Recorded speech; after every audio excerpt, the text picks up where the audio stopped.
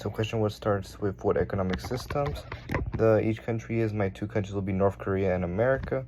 North Korea is a command economy because they're in a dictatorship, so the government controls everything, all the budgets, all the resources, the people. Like basically the people don't really have free will in what they do with their resources or anything like that.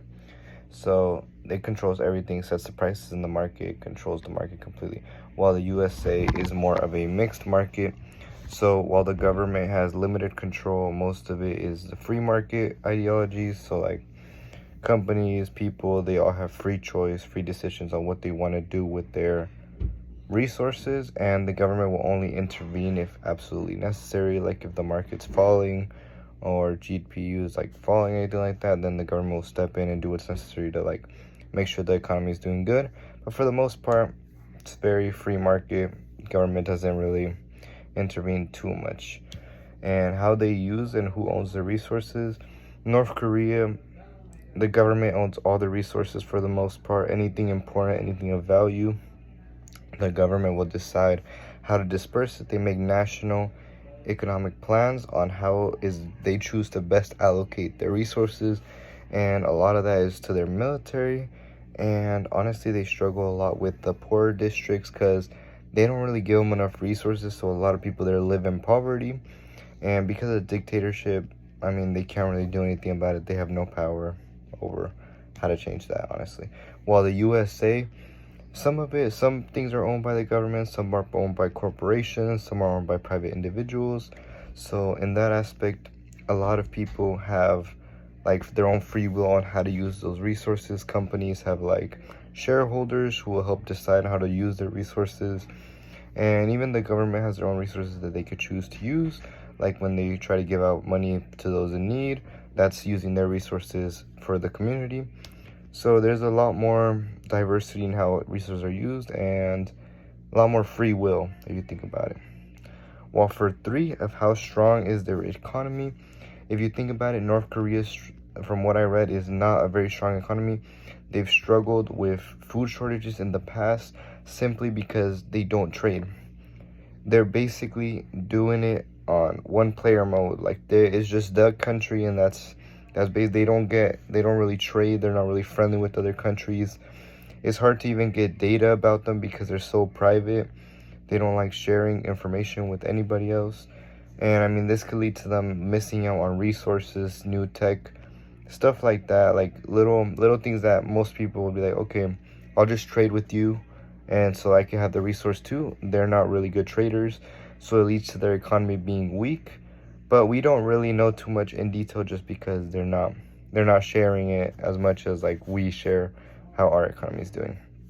While America, on the other hand, is doing a lot better because all that affects it is basically it's more or less controlled by individuals, corporations, the government that really focus on how the labor market is doing, consumer spending, making sure that our economy keeps going on a steady growth.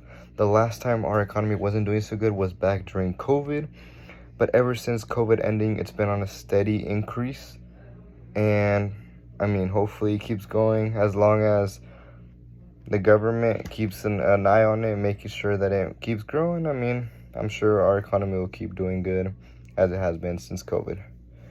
And when you look at the standard of living and how it is to live there, North Korea has a score of 3 in like how much freedom you have, how free you are in that country, which is the lowest that I saw in the research that I did.